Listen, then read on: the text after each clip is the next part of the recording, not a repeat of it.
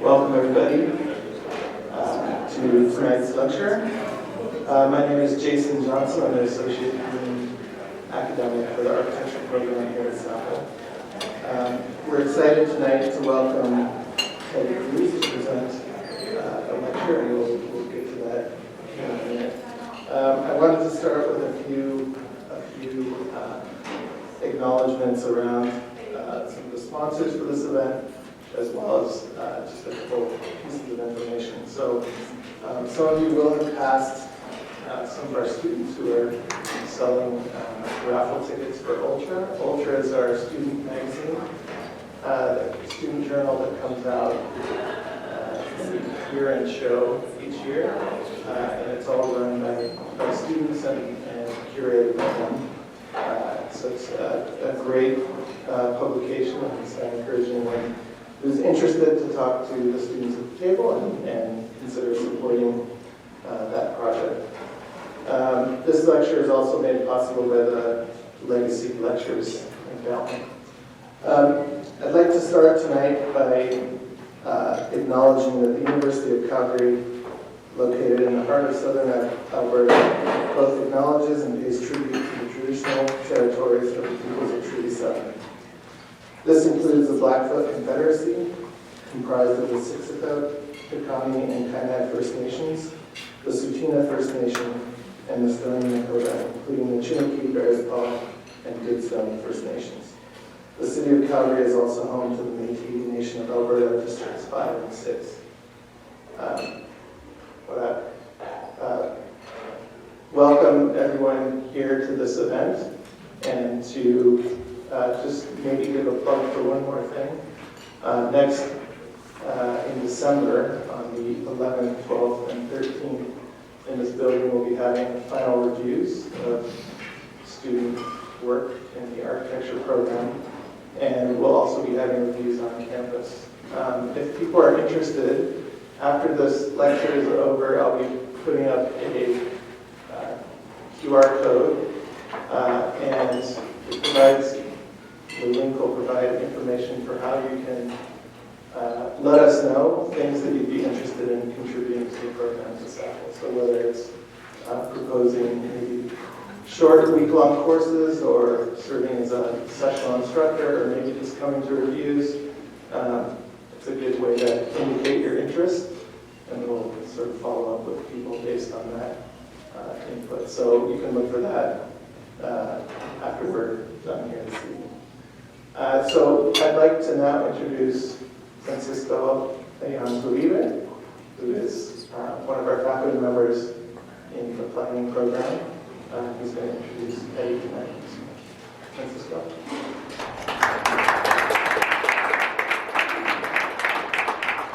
Thank you, Jason.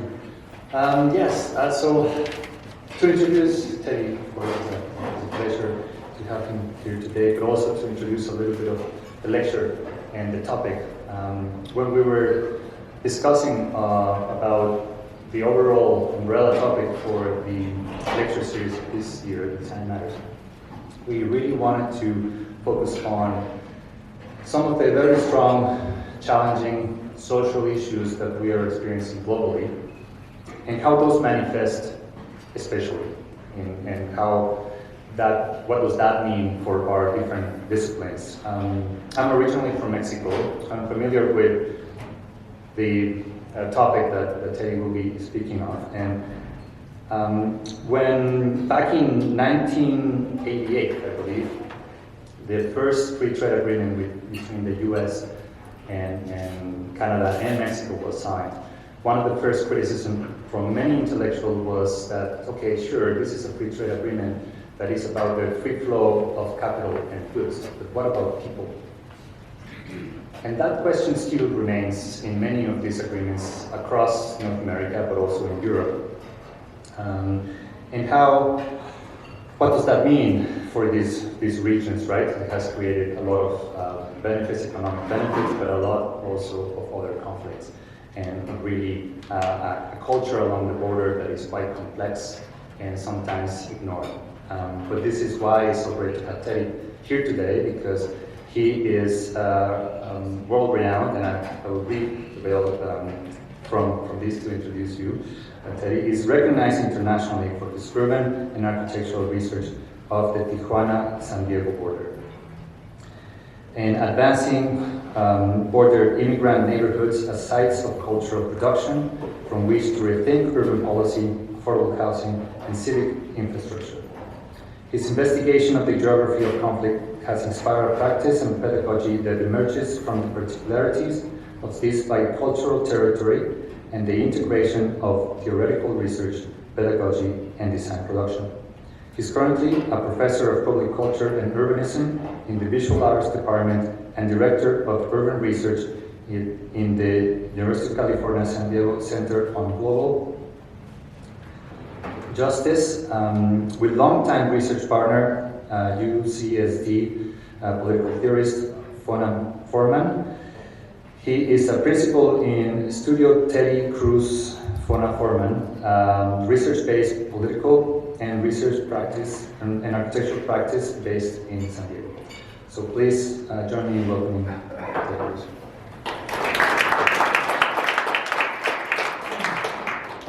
Thank you, Francisco and Jason, for the introduction, and thank you for the organizers in welcoming me here at the University of Calgary. So I'm going from San Diego. I just arrived a couple of hours ago. And Fona Forman, my partner, should have been here with me, but she couldn't make it. She's a political theorist, as Francisco's mentioned. So all the work that I will present tonight is really developed in collaboration with Fona Forman. So in our research-based practice, we see the San Diego-Tijuana border region as a microcosm of all the injustices and indignities experienced by vulnerable people across the world. Political violence, climate disruption, accelerated migration, racial nationalism, border building everywhere, deepening inequality, and the steady decay of public thinking. We live and work a few miles from the child detention centers that will forever stain this period of American history. San Diego Tijuana is a lightning rod for American nativism. In recent years, tens of thousands of Mexican, Central American, and Haitian migrants waited at the wall for asylum that never came, often reviled by the public as a nuisance, an infestation, or else they sat in U.S. detention centers as tools of deterrence, exposed to a raging pandemic and separated forcefully from their children. It has been particularly devastating in recent years to witness the emotional impact on children, their fear, and the inevitable psychic internalization of being socially and morally marginalized.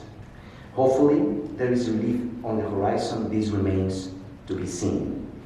But the prospect of more border porosity in the coming period is now drawing even more people north. Conditions are intensifying here every day, and climate change will accelerate these flows in coming years. A recent United Nations survey found that 72% of arriving migrants at our southern border are agricultural workers, and that agricultural instability was a major factor in their decision to walk north.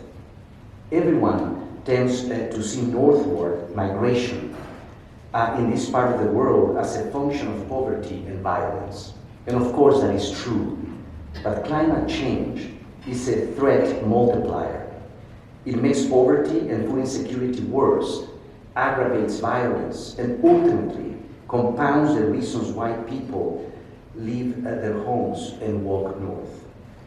International agencies don't see these people as refugees, seeing them instead as economic migrants drawn towards a better life.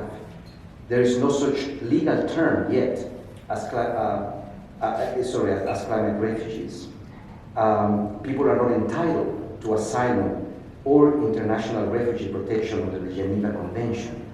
This needs to change in an era of accelerating climate migration. For billions of people whose livelihoods depend on the land and the sea, the economy and the environment are the same thing. So now, border communities and activists on both sides of the wall, and I'm talking about obviously the region where we live, San Diego, Tijuana. Confront these injustices and indignities every day, productively, circumventing policies and practices that criminalize migrants. Over the years, Fona and I have accompanied some of this bottom-up emancipatory activity in close partnership with agencies in the front lines. In recent years, these struggles have also attracted artists and cultural producers from around the world to engage in gestures of performative protest. We literally get calls every month from well-intentioned artists and collectives who want to do an intervention at the border, asking us to facilitate their enthusiasm. But we have become critical of this uptick in ephemeral action that dips in and out of the conflict, extracts cultural attention and disappears, without a sense of what happens the day after the happening, or a responsibility to steward the change they advocate. Instead, we have been advocating for a long view of resistance. Our practice is really an embedded practice in a very particular territory of conflict. We are committed to strategic thinking about cultural, institutional, and spatial transformation in the border region. And we have designed a system that connects our design lab on the campus with conditions in the field. We have built a network of sanctuary spaces on both sides of the wall called the UCSD community stations. UCSD stands for University of California, San Diego. Community stations that we would like to, that I would like to share with you tonight. And I wish more students were here, because this is really about opening up, extended, pushing the design field to really contact many domains that have remained peripheral to design. So designing a system within which things can really be redistributed and to contact those areas in the margins. Here, universities and communities meet to share knowledge and resources and to collaborate on research, dialogue, cultural and educational activities, advocacy, and urban design build projects, including migrant housing and environmental infrastructure. Several core commitments and what we call building blocks ground our research-based practice. As I will move through the talk, you will encounter a series of yellow pages that are drawn from our new 2-volume monograph, which was recently published by MIT Press, called Spatializing Justice and Socializing Architecture.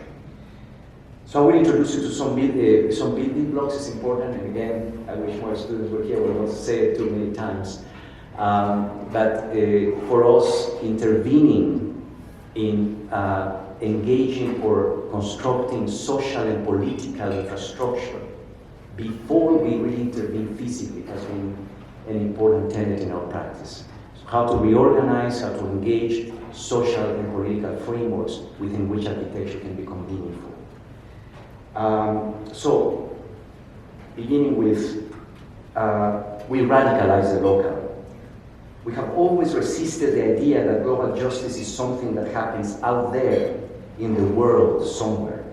Living and working where we do not need to go far away to engage territorial conflict, migration, poverty, and climate injustice. We are minutes away from an international border in crisis, and this enables an amazing proximity between studio and field, between theory and practice, and what we actually like to call a critical proximity. Of course, going local here means recognizing ourselves as a region, a site of interdependence and cooperation. So despite the wall and the ugly political rhetoric designed to divide us, we are a binational ecology of flows and circulations, and our future is intertwined. Air, water, waste, health, culture, money, hope, love, justice. These things do not stop at walls. Border zones are unrelentingly porous things, and these flows shape the transgressive hybrid identities and everyday practices in this part of the world. We are committed to decolonizing knowledge. We are keenly attuned to power dynamics when universities arrive in communities and are critical of both extractive research methods and humanitarian problem-solving missions. We do not do applied research, and we do not do charity. Academic culture, I would say design culture, is filled with vertical assumptions that we know more, that we are trained to solve the world's problems in our studios and labs if only they would listen to us. We are committed to horizontal practices of co-production, engaging communities as partners with knowledges and agency. Everyone contributes, everyone learns, and we do things together in the border region, both big and small, that no one could do alone. Along these lines, institutions with power too often take for granted the resources communities invest when they work with us: time, space, social capital, labor, and knowledge. As a matter of what we call epistemic justice and labor equity, these contributions need to be validated and compensated. So we are building trust bridges, long-term partnerships between our university and border communities. We are there for the long haul. Relatedly, we are committed to learning from the bottom up. We condemn economic forces that marginalize people into slums, but we are continually inspired by ingenious resilience of communities confronting marginalization, scarcity, and danger. Their self-built logics, the vibrancy of their informal market dynamics, and their solidarity. Too often, sites of scarcity are sidelined by formal planners and policymakers as ugly, criminal, neglected, to be avoided, to be cleaned, to be cleared. But our orientation is very different. We observe intensely active, creative urban agents who challenge the dominant paradigms of urban growth that exclude them, who demonstrate other more inclusive, collective, and sustainable ways of inhabiting the city. Ultimately, we are engaged in a cultural project of building a cross-border citizenship culture in the San Diego-Tijuana region.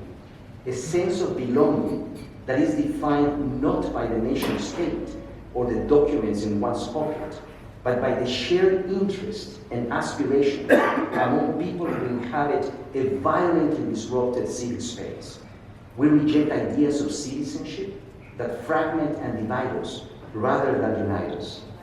We seek to inspire more inclusive imaginaries of belonging and coexistence in this contested territory. Border regions, in other words, are a natural laboratory for reimagining citizenship along these lines. We believe public space must be civicized, must be a public good, activated for civic dialogue and infused with resources to increase public knowledge and capacity for political and environmental action. We reject conventional strategies of urban redevelopment that turn our public spaces into exclusive enclaves of consumption that typically benefit only private developers and more than anybody else. Our cultural strategies are inspired by a 20th century lineage of Latin American civic experimentation and urban pedagogy.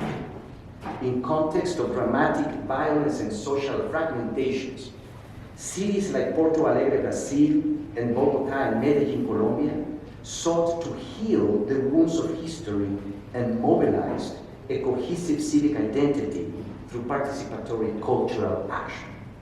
The way the city of Bogotá, Colombia, for example, in the 90s used street mimes, urban games, and theatrical public disruptions to transform urban norms from below, or the way Medellin, also in Colombia, in the next decade, transformed urban remainders in neglected zones into vibrant civic spaces and prioritized access and education. So our UCSD community stations is a model of urban co-development between public universities, municipalities, and community organizations to build spaces of dignity and sanctuary in the city's periphery. At bottom, we decided long ago that tackling urban and social inequality cannot wait for the client and the brief. We co-produce the brief with communities, understood not as clients, but as co-developers. And together, we summon the bottom-up agencies and top-down institutions that are needed to realize a project in absence of formal public support.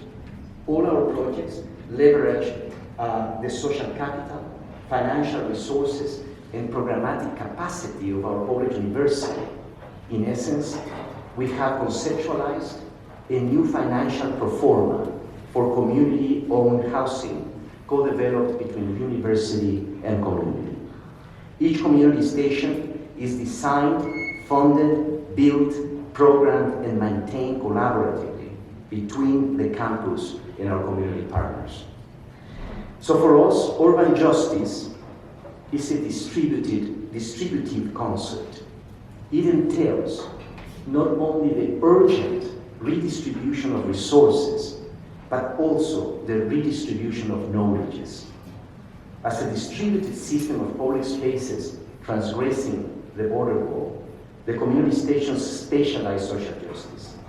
We designed the system as both a collaborative education platform, but also a model of urban co-development, where the financial power of our public university becomes leverage for co-developing the city with grassroots organizations on both sides of the border. On the San Diego side, our work engages older suburban zones where migrants have settled for generations, and where sprawl, commodification, and creeping gentrification fragment communities and exacerbate consumption and waste. Here, we seek to informalize the formal, just enough to maximize social density, small-scale economic vitality, and climate adaptation. In other words, injecting complexity into highly homogenized, unsustainable environments. On the Tijuana side, we engage in formal settlements where bottom-up urban dynamics generate adaptive uses and spatial mixing, but lack resources to stabilize, scale up, and perform to their full capacity. Here, we seek to formalize the informal just enough to maximize local capabilities, and of course, injecting frameworks to organize and stabilize urban heterogeneity. We have built 4 community stations in total, 2 in San Diego and 2 in Tijuana. And there is no time tonight to show all of them, so I'll just focus on 2 that we have built to engage emergency and migrant housing, 1 on each side of the border. So we'll begin from our campus north in San Diego, in California, and we will move down southbound, crossing the border to show you these 2 projects. The UCSD Casa Community Station is a partnership with Casa Familiar, a 30-year-old community-based social service organization. It is located in the border neighborhood of San Isidro, site of the busiest land crossing in the Western Hemisphere, and site of the worst air quality in San Diego. We have written much about our research here on the positive impact of immigrants in the transformation of the American neighborhood. Here, Tijuana's non-conforming mixed uses migrate north, and these pixels of difference transform the large homogeneous swaths of exclusionary land uses of San Diego's sprawl into more sustainable and plural environments. And when Tijuana's confetti of non-conforming land uses hits the ground, it alters existing mono-use parcels across inner city neighborhoods, pixelating them with social, economic, and cultural complexity. These are, in other words, urbanizations of adaptation, where the everyday bottom-up urban practices of immigrants is spatialized through the negotiation of boundaries, spaces, and resources.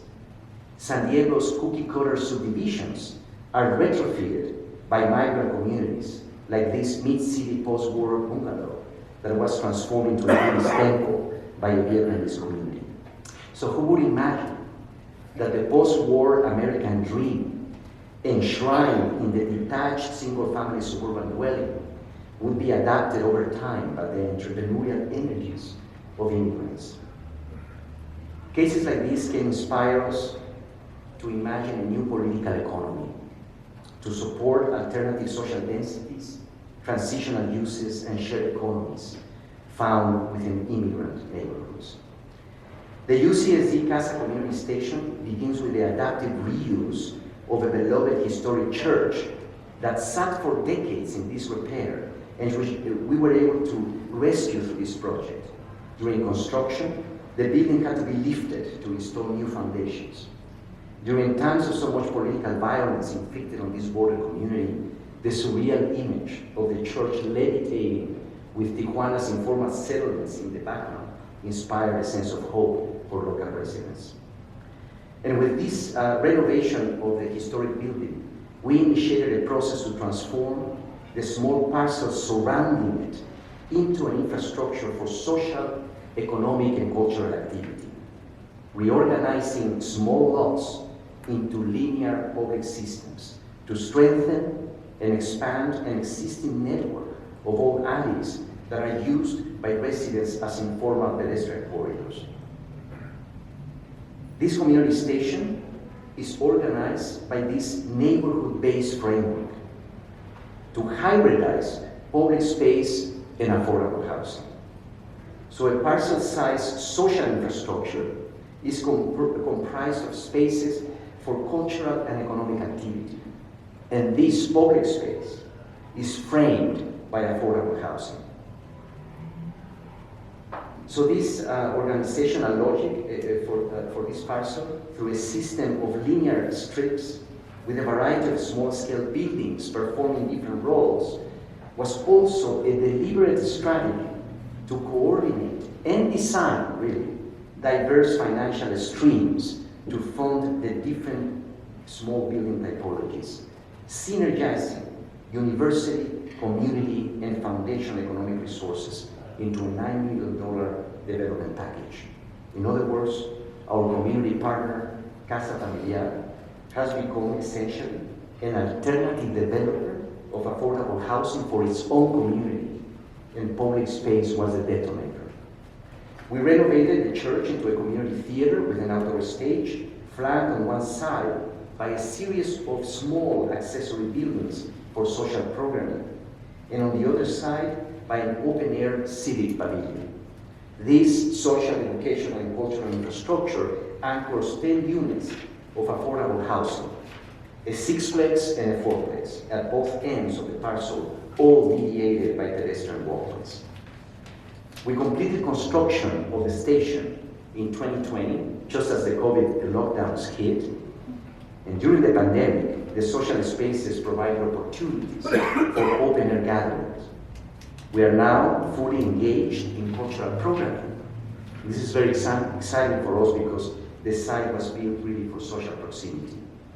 Our programming focuses on cultural processes that expose injustice and increase neighborhood capacity. Let's imagine a small coalition of local artists, promotoras, and neighborhood youth collaborating with university curators, theater scriptwriters, and visual artists who come together to co-produce a play or a musical performance that explores an urgent issue facing the community, enacted by local residents and youth in the community theater or outdoor pavilions.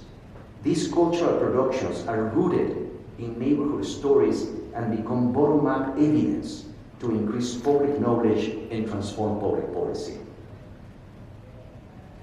Take, for example, and expanding this a little bit, again, for us it has been extremely important to design both the physical infrastructure, but also the curatorial protocols and frameworks to activate the spaces that we are designing so that they are sustainable and truly inclusive in the long term. So the designing of collaboration and designing of curatorial programming with our partners to activate those spaces. So for example, a recent project that we were really excited about on air quality, the lemons that grow in San Isidro are coated with black silt produced by thousands of cars idling every day a few blocks away as they wait to cross the border. The black lemons became a powerful cultural demonstration for neighborhood youth to explore the intersection of climate change, border policy, community health, storytelling, and activism. Black Lemons visualize the histories of unjust urban planning in San Isidro and open dialogue with the agencies that govern air quality policy in our border region. What is important to say here is that affordable housing, I would call it social housing, I'm not afraid to say it, I'm in Canada, so social housing takes a different meaning when it is threaded into spaces for social programming, summoning residents to participate, not symbolically, but really effectively and operationally, in the development of local economy and cultural productivity. Here, social housing is not just a number of cheap units, but an integrated social spatial system that is programmed and co-curated between university and community, synergizing spaces, programs, resources, and people. So before moving across the border to show you the station there, I'll stop for a moment just to indicate how this community station in San Diego exemplifies several building blocks in our practice, which are provocations really to the field of architecture, planning, and landscape. In conditions of poverty, housing needs to be embedded in an infrastructure of social, economic, and cultural support. In other words, we must rethink affordable housing from autonomous units into relational social systems. To assure sustainability and affordability, housing must be threaded into public space and social infrastructure program for social inclusion and participation. Density should not be measured by a stupid, abstract number of objects or people per area. Density must be understood instead as the intensity of social and economic exchanges per area. Immigrant neighborhoods have truly taught us that these everyday exchanges and bottom-up urbanization are the DNA for democratizing the city into more inclusive plural environments. We challenge zoning that facilitates disinvestment and perpetuates inequality and disconnects affordable housing from civic infrastructure and public space. Zoning must stop being punitive, preventing socialization. Instead, it should be conceptualized as a generative tool that anticipates, stimulates, and organizes social and economic activity in neighborhoods. The developer's pro forma, I don't know how you call it here in Canada, but it's the business plan of the developer. The developer's pro forma, private developer's pro forma, is architecture financial plastic. Inside the mathematics of this spreadsheet, our services as architects amounts to 50% of a project's construction cost. This is at least in the US, I don't know here. This undercapitalized asset can be mobilized as collateral for development. In other words, nothing should prevent us architects from becoming alternative developers of housing, and nothing should prevent communities from doing the same. In other words, we can bundle the sweat equity of architects, of cultural producers and community leaders, the economic equity of public universities, and also municipal protocols for accessing public lands and parcels to enable communities to develop their own neighborhood infrastructure. That truly has been our experience. Urban justice demands then structural transformations in public and urban policy. We need a new political language that complicates what we really mean by density, zoning, and property.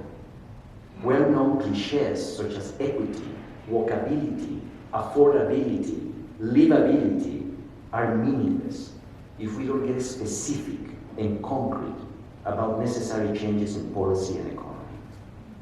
Redefining affordability means, for us, in other words, amplifying the value of community participation. More than owning units, residents and community-based agencies can also co-own and co-manage the economic and social infrastructure around them. Informal markets within communities can seed new models of financing that supports unconventional mixed uses. In the end, the American dream of property ownership becomes irrational in conditions of dramatic structural inequality. We need to rethink existing conditions of ownership and recuperate creative tools for community-based development in low-income neighborhoods like United Housing Federations, community land trusts that can safeguard long-term affordability, ensure local stewardship, and prevent social displacements produced by market fluctuations. In other words, reassigning value to the skills and capabilities found in communities can promote new cross-sector coalitions and partnerships for development. Other coalitions of solidarity for urban development. In this case, we have convinced philanthropy and foundations to be positioned as arbiters of ownership and affordability and acting, why not to say it, as alternative lenders or investing in the purchase of lands to secure them as collective property, advancing a new role for other civic actors in the development process. So now moving across the border, our two community stations in Tijuana, I want to show only one, is located in the Laureles Canyon, an informal settlement adjacent to the border wall. And I will take a couple of moments to describe this truly amazing geography of conflict, which is really the epicenter of our research really and practice. This site is an important juncture of conflict. Here, the topography of Tijuana's canyons below clash with the border wall before spilling northbound into an environmentally protected estuary in San Diego, California, which is now layered by militarization, as you know. At this hotspot, the conflict between natural and jurisdictional systems and between ecological and political priorities is profound.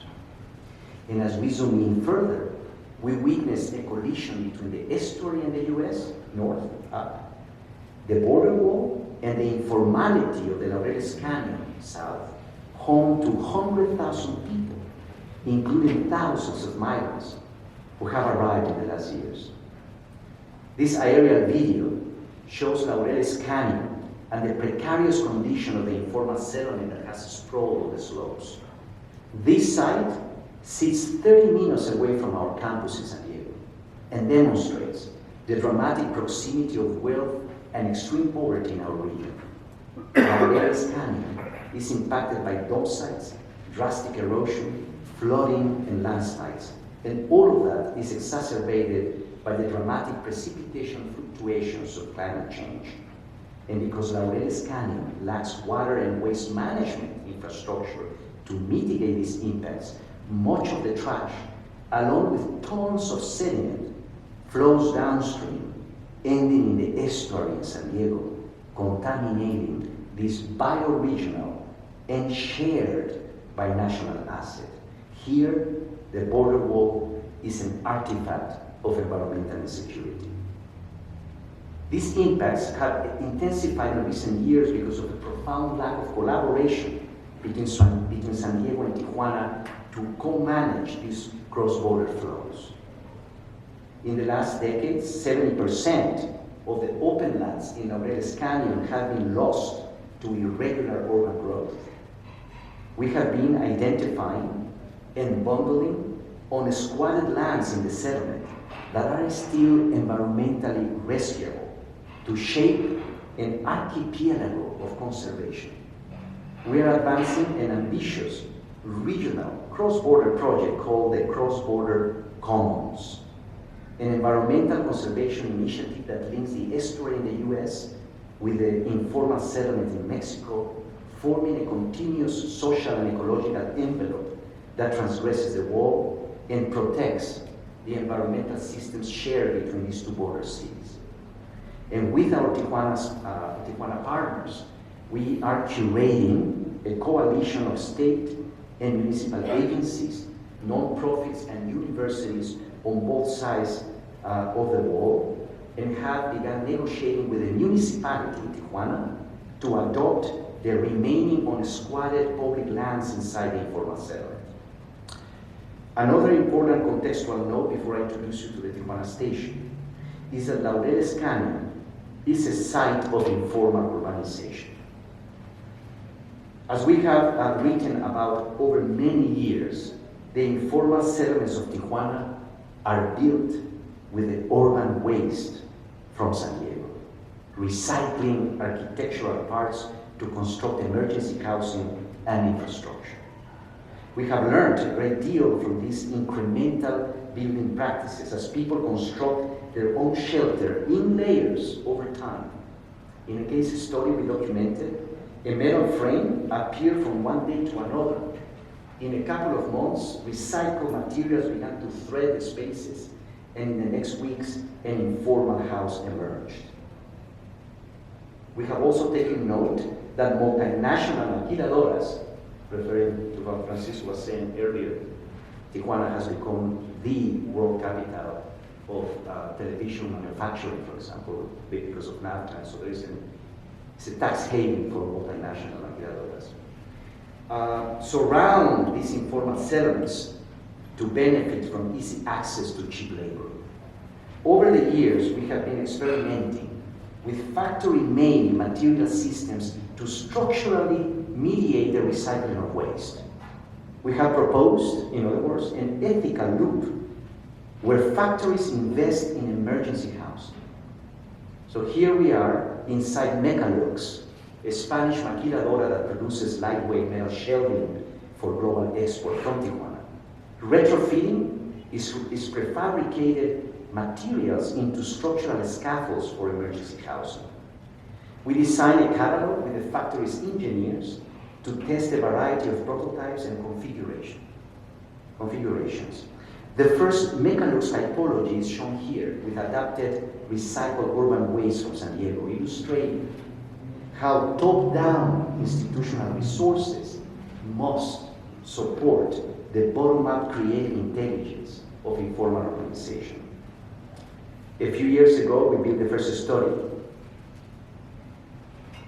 Being inside the factory, redirecting its material systems, and surplus value, profit, to sites of emergency was an important milestone in our research-based practice. It was important to introduce you briefly to these contextual processes because our community stations in Tijuana operate. And this is again another moment that I wish more students were here because we tend to really tackle many decisions in singular modalities, but how do we think about this rich ecology of social, environmental, economic, and material relations where design can really truly make a difference in reorganizing those registers of honesty? So I'll show you now the station in Tijuana. The UCSD Alacran community station is located in the most rugged, precarious, and polluted sub-basin of the canyon. It is a partnership with Embajadores de Jesus, a religious organization led by activist pastors Gustavo Banda and Zaida Aguirre. And with limited resources, they built a refugee camp to provide shelter, food, and basic services to hundreds of Haitian, Mexican, and Central American refugees while they navigated unjust asylum processes in the US and Mexico. And with the help of skilled migrants, they began building their own emergency housing. A few years ago, we established a long-term partnership to co-develop a community station here to increase refugee housing capacity. We are accelerating production of Mecalux frames, subsidized by the maquiladora, to install them on vernacular post and beam concrete systems into a housing infrastructure. Together, we are building Santuario Frontera, now the largest refugee sanctuary in the US-Mexico border region. The housing scaffolds were built first, and the interiors are equipped with utilities to support incremental live-work configurations. These envelopes are being infilled right now by migrant residents themselves. In order to sustain the construction process, we have designed what we call the sanctuary economy, embedding housing in spaces of fabrication, training, and small-scale economic development. In other words, we see migrant housing as a mechanism for generating jobs. We have assembled a refugee cooperative with the 2 library, fabrication machines, and a couple of trucks and tractors. So that after the completion of the site, the construction of the site, the cooperative will remain operational for future, not only housing jobs, but future habitat restoration across the canyon to support our cross-border conservation commons. Santuario Frontera began construction last year. The migrant community began assembling the Mechalux shelving systems into housing frames. And we also began healing the topography, creating hydrofiltration channels, gabions, terracing, and waste and water collection systems, demonstrating that emergency housing in migration zones can help restore ecological infrastructure. We are now developing a full-on sanctuary neighborhood with social services, a school, a hydroponics farm, and economic incubators. A health clinic and a collective kitchen have just been completed, where our students are leading public health and food justice programming with the migrant community. Our cultural programming here focuses on social protection from landslides, floods, and estuary health beyond the wall. We lead educational programming through which young people understand zones of vulnerability in their own neighborhoods, emphasizing conservation of species and habitat restoration. For us, it's never too early to begin. We have truly committed these community stations in Tijuana to elevating children as the true cross-border citizens in the future. Migrant shelters, in other words, can help us rethink housing as a more integrative and inclusive ecosystem, where infrastructure is an agile and anticipatory social-spatial framework capable of negotiating both transition and rootedness, the ephemeral and the permanent. This station has advanced at least 2 of our critical building blocks I want to mention. 1, urban informality for us decolonizes the meaning of infrastructure. For us, the informal is not just an aesthetic category, but a praxis, a dynamic set of urban operations from below that counter and transgress top-down political power and exclusionary economic models. Hospitality, we know, is the first gesture when the immigrant arrives, an essential charitable opening, a first step in creating a more welcoming society. But as needs become more complex over time, charity is not the appropriate model for building an inclusive society. We need to move from hospitality to inclusion.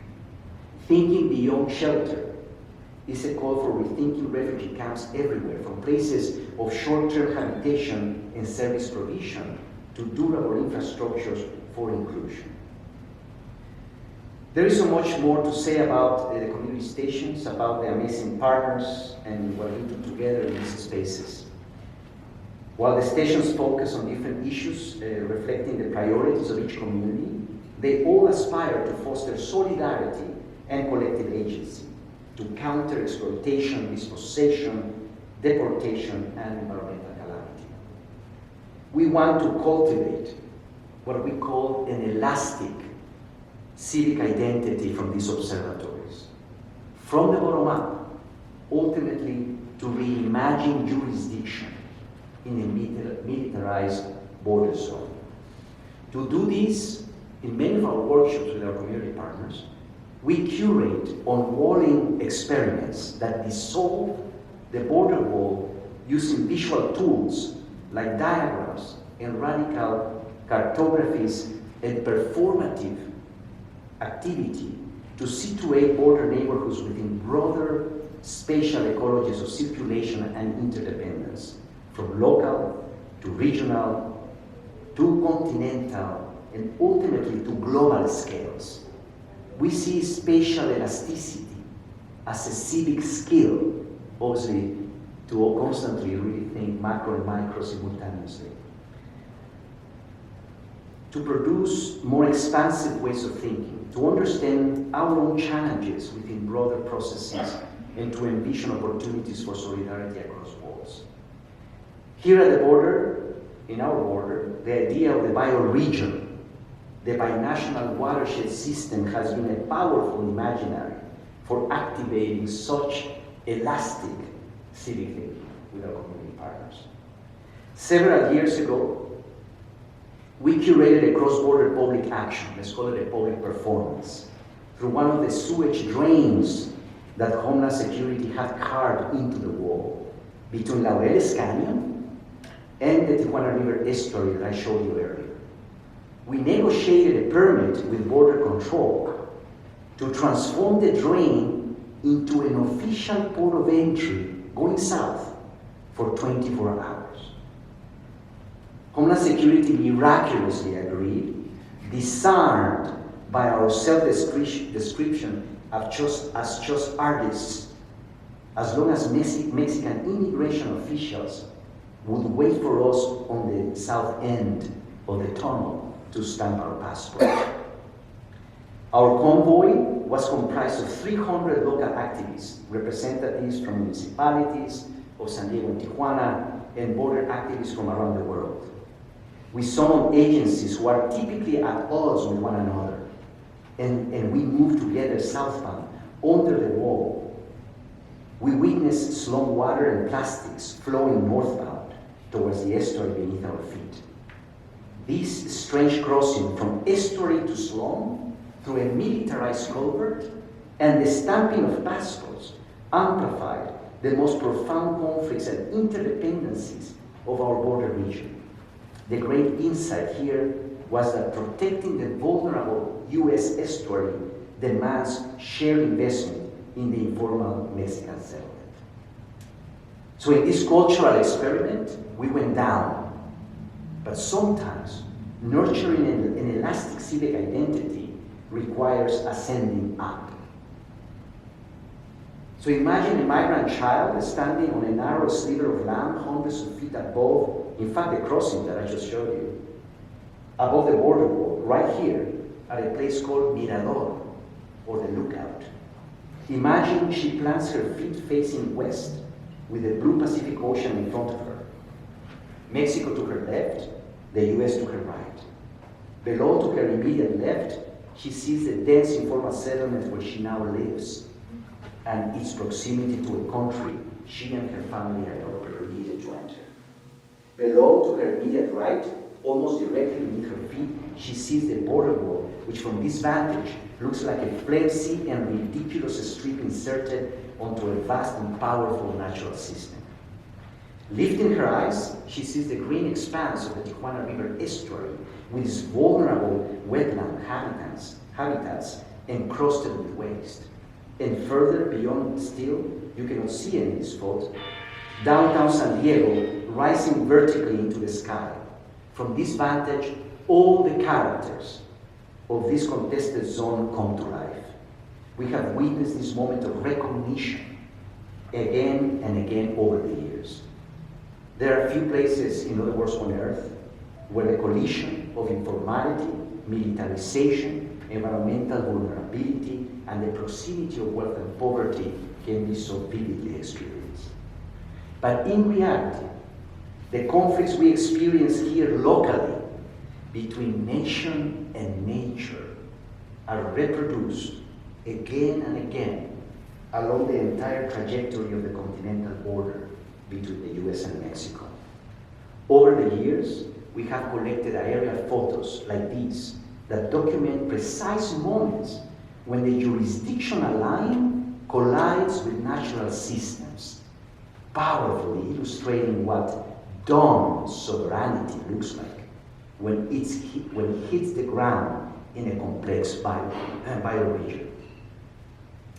Our Nexus project then imagines what this continental border zone becomes without the line. Nexus dissolved the border into a bioregion whose shape is defined by the 8 most important binational watershed systems bisected by the wall. Nexus also exposes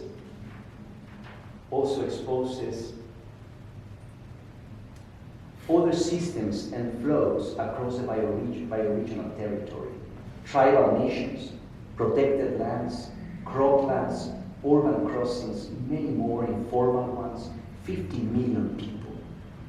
Ultimately, Nexus counters America's wall-building fantasies with more expansive imaginaries of citizenship and cooperation beyond the nation-state.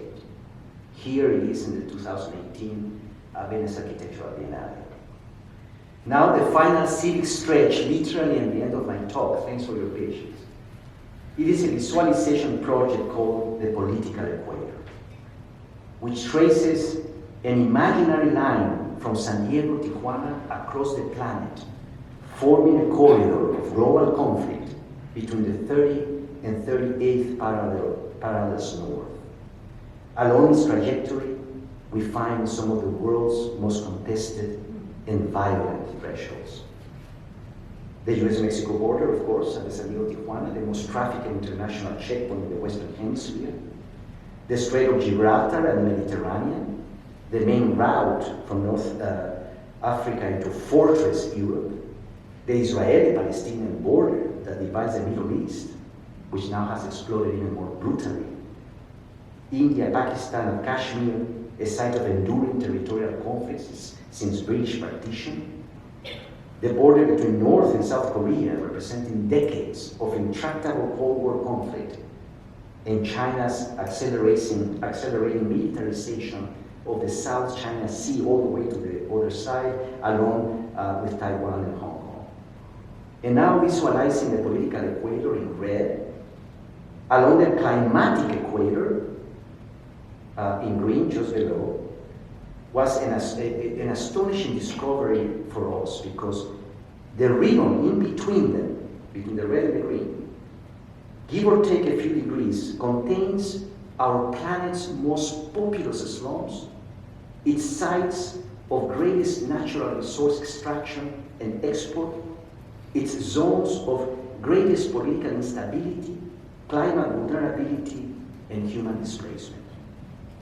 And when these parallel equators are applied to the Pierce concurrential projection from above, the Arctic is centered, with its melting ice caps detonating sea level rise, dramatic coastal vulnerability, and of course also human displacement. In the end, the collision of nationalism and border building, climate catastrophe, and the dramatic movements of people is the global injustice trifecta of our time. But as I said in the beginning, these dynamics always hit the ground somewhere and are experienced by people locally, in everyday places like ours, I imagine, like Calgary as well. Thank you very much.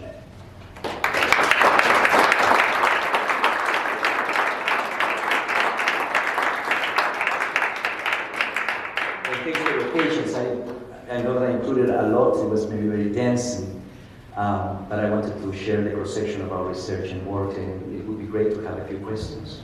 Yes, we do have time for questions.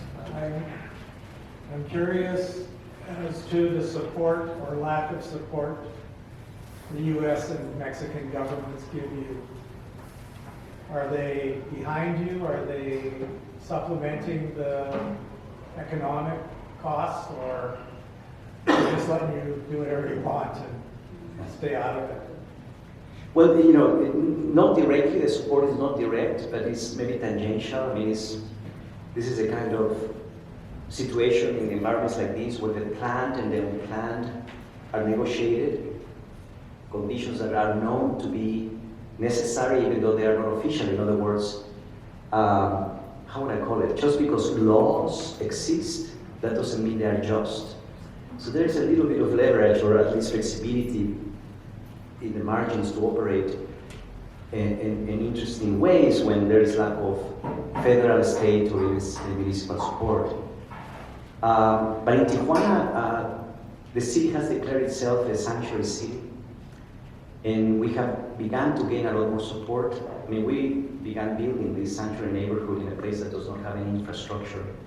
So this investment from the bottom up to begin stitching the city incrementally with migrants as our partners began to bring the institutions now to invest in installing a street and some public utilities, etc. So it has been a really huge success. Also, in terms of the cross-border commons, that archipelago of conservation that we are shaping, giving us access to some of those public lands to be restored through landscape ecologies and community-led conservation has been also essential. But then opens up an interesting channel of communication, in a sense, with those federal agencies. I will never forget the moment when our partner, the activist in the migrant shelter in Tijuana, mentioned to me the very day when Title 42, I don't know if you remember or you know about this in the US, which is that law that the Trump administration installed during COVID to not allow migrants to claim asylum. So people will be sent back, obviously. And our partner surprised me by saying, ironically, and this, I always hesitate in sharing this story because it can really send the wrong messages, but he said, ironically, Title 42 was my best friend, because instead of migrants running to the wall to be apprehended, to be deported, to really risk their lives, etc., they will be sent back to the refugee shelter. Here we would organize ourselves. Here we would prioritize, we would list, in other words, it would be a moment of organization across, or to really challenge the kind of efficient bureaucracy, let's say, in the United States, and in a more organized and orderly way than asylum appointments began to function. What he was getting at is that the US government should realize the role of these refugee shelters, and that to support, let's say, the effort while they get their act together in understanding really what their system is about in terms of asylum and the protocols that exist nevertheless in the legislation. But as they are not able to really make it work, they should be investing collaboratively in shelters in Tijuana and other places along the trajectory. So this idea of counterintuitive, collaborative models emerge only in places like this. But I'm saying that because it opens up the question in what other ways these governments should be creatively addressing possibilities to really jointly think of infrastructure in places of marginalization. I'm thinking a lot about it. I'm Guatemalan originally. I'm thinking how this really should mobilize renewed investment in Central America collectively, let's say, to really monitor and at the same time in a more transparent and functional way, that's another thing, really be able to invest in rural zones, to restructure, to stabilize agriculture, to provide housing and other. So that's the question that is opened. But again, the work allows us to theorize about that, but I think we are somehow finally, after years, really building what we dreamt a couple of decades ago, and now we can really point at an example that can be hopefully reproduced and scaled up. And obviously, government for us is essential. We truly believe in institutions, even though we work on the bottom up. As you saw, our negotiations with the factory, our constant negotiations in our own university, where we convinced our chancellor to invest in this neighborhood infrastructure. So I think that the idea of architects as institution builders and being able to negotiate with the top-down institutions is a fundamental part of, I think, what we should be doing right now. I'm saying that because a lot of activist friends of mine, many people have lost faith, obviously, in politics, in institutions, but this is not the time to throw the baby with bathwater. We cannot leave institutions off the hook. In fact, part of the possibility right now is to reform and to make them a lot more accountable. And that has been our focus, to really bring this intelligence from the bottom up, to knock on the doors of government and produce more transparency, more collaboration. Here, how long do people stay on the shelter? Like, they stay for a month, for a week? Or Very, very interesting. Yes, it's really, I mean, there's so many stories. All what you saw, I mean, I was rushing through the images, but all the construction of the architecture, the environment, all has been built by migrant hands. And obviously, they receive stipends, salaries, it's about, as I said, generating jobs. But it's interesting because there's no contractor. I mean, it's really, the level of organization, on the ground is so miraculous. Mainly when you have, and there's so many stories about Haitians and Guatemalans or Salvadorians or Hondurans really fighting with each other because they want, they say that they can build or can weld better than the other because they have particular traditions in building. So it's been an interesting way of, transferring the knowledges and the, as I said, capacities of many of them. But what has been really difficult is that we, for example, for months, we began working with a group. I remember one of my favorite sort of groups, a welder from Guatemala, somebody who was able to really work really beautifully with masonry from Haiti. So it's like creating a group and then capacitating, how do you say it, others. So after 6 months, the Guatemalan welder, which for me was amazing, because I'm Guatemalan, for me it was like a closing of a circle. He got his asylum appointment, and they left from one day to another. So that group, had to cross the border, and we had to reassemble another. So we've gone through maybe at least 10 teams throughout the last, 2-3 years.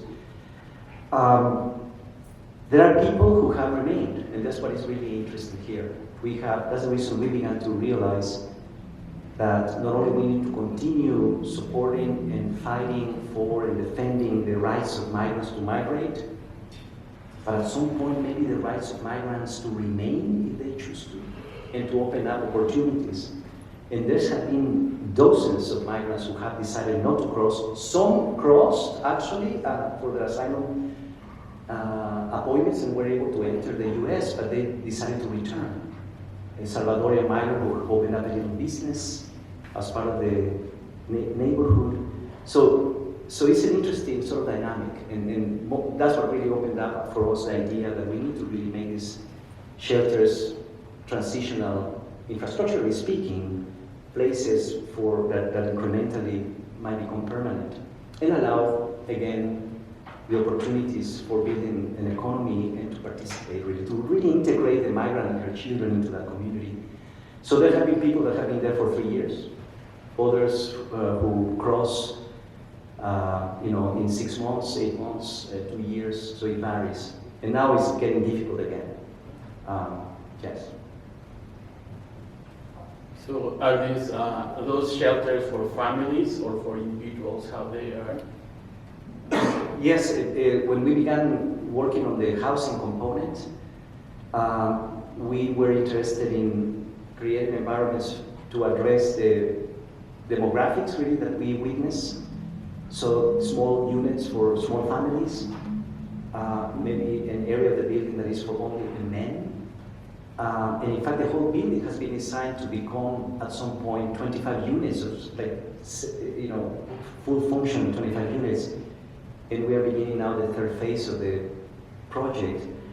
So this flexibility of spaces that begin, servicing or supporting individuals as a kind of dormitory style as they arrive, and how at some point areas of that dormitory might begin to compartmentalize to produce more privacy. that has been part of the design scheme as well. But a lot of children, a lot of small families. Okay, if nobody, I'd like to ask a question. Yes. Vincent, MEDS from School of Architecture, Planning Landscape. I'm actually very happy to see you're telling the reality, and in fact, this is in America. Okay, and my question to you is that if I look at it from the way you do all the shelters, it's like what we have in Asia.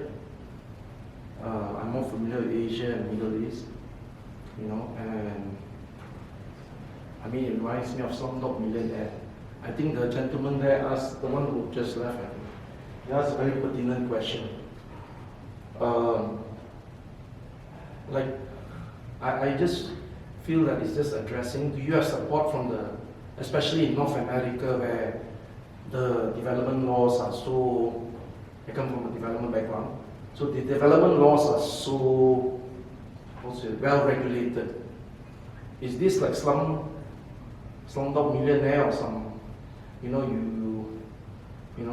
our laws, is this like permissible, or is it like some slum area like in the Philippines or India? Mm-hmm. Okay, because I would like to share, I do thesis on affordable housing. Mm-hmm. You know, and of course we don't lump affordable housing with social housing. Okay, we do have regulated, well regulated, although there are policies where the government say if you're affordable housing, you go right up into the priority. What's your thought of organic, like this thing mushrooming, and unwalling citizens? These are not migrants, some of them are citizens, especially in Calgary and Canada, there are a lot of citizens. Right. So what is your thought on organic mushrooming and how would I say, architecture, you plan for affordable housing? Do you also, the next question is that do you also agree on gentrification in comparison to having a real affordable neighborhood like what you are doing? Well, you know, at the end, there are a few questions, so maybe I can address them maybe all together by saying that our belief is that the future of the city has to be reimagined from the city's own periphery, that the way we continue to develop the cities with established recipes, that only atomized environments, relying, generally speaking, on the very faulty planning policies that divide the territory into an archipelago of voids. The lack of, I come from the epicenter of wasteful sprawl, really. The lack of investment in public infrastructure.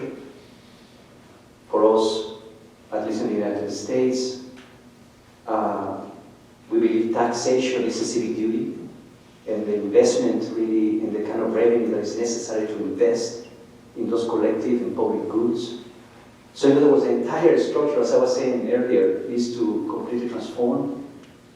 And that's the reason for us, the best places of experimentation are in the margins. So when we are here, yes, it's a slum, but we're teaching, we're framing the city from below. And in a neighborhood that is really not that large, we're trying to say this is the way we should build the city in a more integrative modality. Not only in terms of uses, the interface of all of these conditions of use, but also about linking social and environmental justice issues. So yes, the best examples might begin to appear in the margins. This is what we've been saying already for many years, that somehow as global cities exploded and grew out of those exact typical recipes, which we would call maybe neoliberal policies and economics of development, that marginalized, privatized our economic resources. Neighborhoods in the margins, this is across Asia, obviously. Even in the early days, like when I went to Shanghai for the first time in the early 2000s, I was worried that the cities were just imitating the worst planning policies or recipes of the US.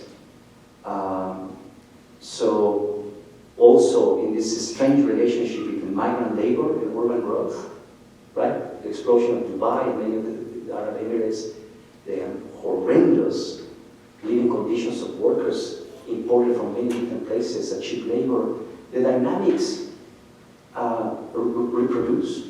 But while all that unsustainable growth based on consumption, really ultimately, and privatization exploded, we witness that in the periphery of those epicenters of economic power, slums also grew exponentially.